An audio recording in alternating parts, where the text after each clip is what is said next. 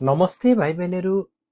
हामी यस टपिकमा आउने क्वेसनहरूको अभ्यास गर्ने क्रममा आज मुअसे थ्यान यागी इम्निका बारेमा आइपुगेका छौँ। मुअसे थ्यान यागी भनेको के हो भने जहाँ वाक्यहरू दिएको हुन्छ त्योसँग मिल्ने अप्सनहरू छान्नुपर्छ। जस्तै हामी यहाँ उदाहरण स्वरूप हामी पढ्नेछौँ। यो खालको क्वेसनहरू परीक्षामा आउने गर्छ। जस्तै क्वेसन नम्बर 1 मा छ छनुन मेल सान्छेगुल हाम्निदा म हरेक दिन जगिङ अथवा हिन्डुल गर्ने गर्छु। छुमारेनुन सप्तान्नमा पोथुङ थुङसानिना चुकुरुल हाम्निदा सप्तान्नमा चाहिँ म प्राय हाइकिङ जाने गर्छु अथवा फुटबल खेल्ने गर्छु। यी सबै कुराहरू केसँग सम्बन्धित छन् भन्दाखेरि उन्दोङ भनेको व्यायाम। आन्सर हो 3। अब छुम भनेको डान्स, योरी भनेको खाना बनाउनु, खोङबु भनेको अध्ययन। क्वेसन नम्बर 2 छनुन ओम्सिगुल मान्दुर मग्नुन गसुल छोवा हाम्निदा मलाई चाहिँ खानेकुराहरू बनाएर खान मन लाग्छ।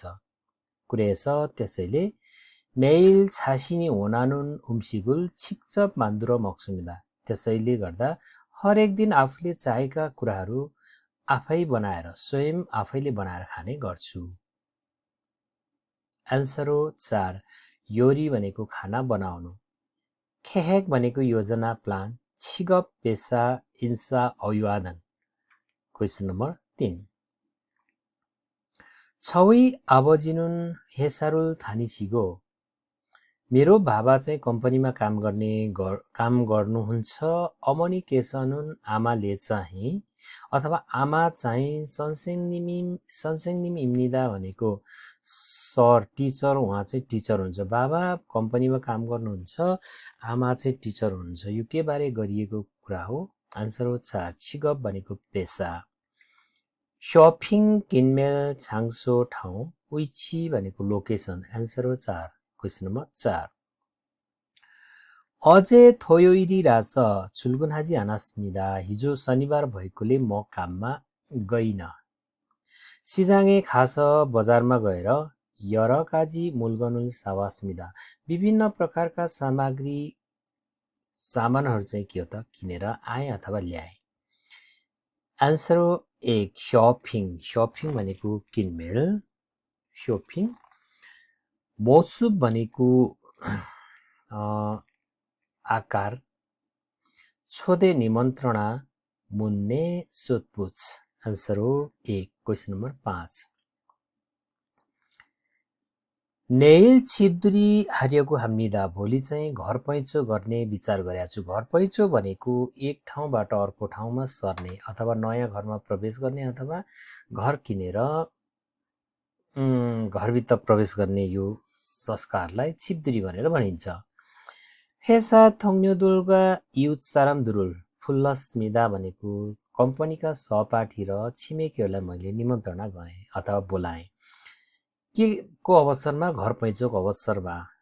आन्सर हो 4 छोदे निमन्त्रणा। 1 म्याङ्जल चाडपर्व, ख्वान्गे सम्बन्ध रिलेसन, फाङमुन भनेको भेट्न जानु। क्वेसन नम्बर 4 एन्सर हो 4। क्वेसन नम्बर 6 फान्जाङ निम्केछ क्याप्टेनले छिबुरो छोदे आस्या छ आफ्नो घरमा चाहिँ निमन्त्रणा दिनुभएकोले फाङमुन हेस्मिदा म भेट्न गएँ। फान्जाङनिङ भनेको कम्पनीमा एउटा पद भएको व्यक्ति हो। उहाँले चाहिँ आफ्नो घरमा निमन्त्रणा दिनु भएर म भेट्न गएँ। खिरुल छाकी हर्याव छ बाटो खोज्दै जान चाहिँ गाह्रो भएर सारामदुरेगे मुरबोम्य छाजागास्मिदा भनेको मान्छेहरूलाई सोध्दै उहाँको घरमा पुगे अथवा खोज्दै गएँ। आन्सर हो 4 मुने भनेको सोधपुछ, सपिङ किनमेल, येजल संस्कार, आन्ने भनेको जानकारी। आन्सर हो 4। क्वेसन नम्बर 7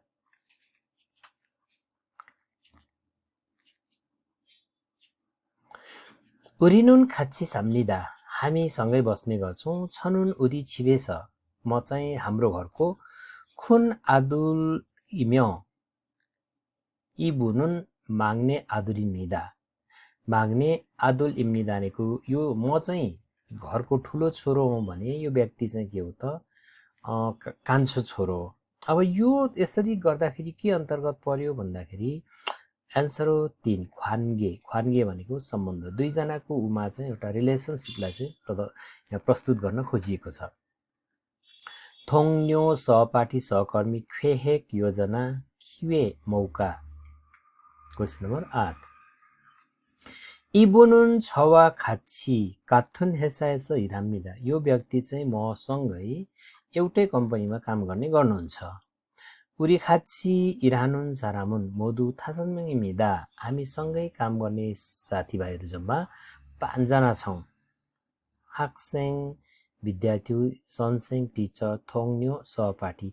एउटै के हो त कम्पनीमा सँगै काम गर्ने साथीलाई हामी थोङ्न्यो भनेर भन्ने गर्छौँ। खाजो परिवार। क्वेसन नम्बर 9 यी बुनुन खागु खोङ्जाङ एस हिराम्निदा। यो व्यक्ति चाहिँ फर्निचर फ्याक्ट्रीमा काम गर्ने गर्नुहुन्छ। थायाङहान खागुरुल छेजा खानुन हिरुलाम्निदा। विभिन्न प्रकारका फर्निचरका सामग्रीहरू चाहिँ फिटिङ गर्ने काम गर्नुहुन्छ। छेजा खानुन भनेको फर्निचरहरू फिटिङ गर्ने। ख्वासुन बगैँचामा काम गर्ने व्यक्ति। अबु भनेको माछा मार्ने व्यवसाय भएको व्यक्ति। नोङ्बु भनेको किसान। मोक्सु भनेको सिकर्मी। आन्सर हो 4 फर्निचर फ्याक्ट्रीमा काम गर्ने व्यक्तिलाई मोक्सु भनेर भनिन्छ। क्वेसन नम्बर 10 ओनुल छुमारी राज हेसाए खाजी हानास्मिदा। आज सप्ताहन्न भएकोले गर्दा म कम्पनीमा गइन, काम गर्न गइन भन्ने अर्थ हो। आन्सर हो 4 छुलगुन भनेको काममा जानु भन्ने बारे यो व्याख्या गरिएको कुरा हो। फेगुन भनेको कामबाट फर्किनु। छोदे भनेको निमन्त्रणा। फाङ्मुन भनेको भेट्न जानु। आन्सर हो 4 क्वेसन नम्बर 11 छनुन थोयोइलवा इरुइरेनुन हेसाए आङ्गाम्निदा। म शनिबार र आइतबार चाहिँ के हो त कम्पनी जाँदिन।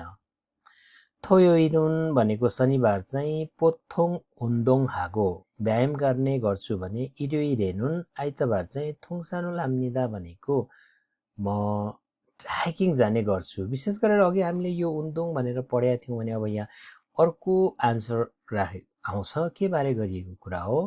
आन्सर हो 3 छुमाल। छुमाल भनेको सप्ताहन्न। सप्ताहन्न भनेको शनिबार र आइतबारलाई सप्ताहन्न भनेर भन्ने गर्छौँ भने यो उसले गर्ने कार्य हो। छुमालको बारे व्याख्या गरिएको छ। म्यङ्जल चाडपर्व। फ्यङ्गिल भनेको सार्वजनिक समय। सोमबारदेखि शुक्रबारको समयलाई हामी फ्यङ्गिल भनेर भन्छौँ। यन्यु भनेको लामो बिदा। आन्सर हो 3 क्वेसन नम्बर 12 ओनुरुन आज चाहिँ इछन इसिबिङन सावलसाइनिदा भनेको आज 2026 सालको 4औं महिनाको 4 तारिक हो। यो हामी के अन्तर्गत बुझ्छौँ भन्दाखेरि आन्सर हो 4 नाल्चा भनेको मिति। खेजल ऋतु ओम्सिक खाना सिगान समय। क्वेसन नम्बर 13 한국에는 कोरियामा फोम यरुम खाउल ख्यौल सागेछरिस्मिदा। कोरियामा चाहिँ वसन्त ऋतु, ग्रीष्म ऋतु, शरद ऋतु र हिउँद ऋतु जम्मा 4 ऋतुमा विभाजन गरिएको छ भने हरेक ऋतुको विशेषताहरू आफआफ्नै हुने गर्छन्। जस्तै फोम भनेको न्यानो हुनु, यरुम भनेको गर्मी हुनु, खाउल भनेको शीतल हुनु र ख्यौल भनेको जाडो हुनु हो भने यो के हो त खेजल सम्बन्धी गरिएको कुरा हो। खेजल भनेको ऋतु। सान पहाड नौसा खेतीपाती नाल्सी मौसम। एन्सर हो 4 क्वेसन नम्बर 14 ओनुरुन आज चाहिँ आछिमपुथ बिहानबाटै खेसोक फिगा होगुस्मिदा भनेको लगातार पानी परिरहेको छ। पानी पर्नु भनेको हाम्रो भाषामा मौलिक तरिकाले भन्दा कसरी बुझ्छौँ नाल्सी। नाल्सी भनेको हो त मौसम। एन्सर हो 3 नाल्सी। 1 सिगान समय, शिक्षा, खाना, खेजल ऋतु। क्वेसन नम्बर 15 छनुन मेल आछिम थाससी हिरनाम्निदा। म हरेक बिहान 5 बजी उठ्ने गर्छु। अफसी चुल्गुन हाय 9 बजे काममा गएर ओहु यससी थेगुन नाम्निदा भनेको साँझ 6 बजे कामबाट फर्किन्छु। यो मेरो के हो त भन्दाखेरि आन्सर हो 4 इल्गा भनेको दैनिकी, दैनिक कार्य। 1 मुना संस्कृति। 2 संख्यक भनेको क्यारेक्टर। सुब्बा भनेको आदत बानी।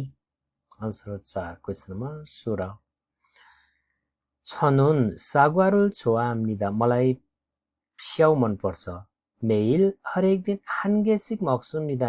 एक एकवटाको दरले खान्छु अथवा एउटा एउटा खाने गर्छु. आन्सर हो 3 ख्वाइल. ख्वाइल भनेको फलफुल.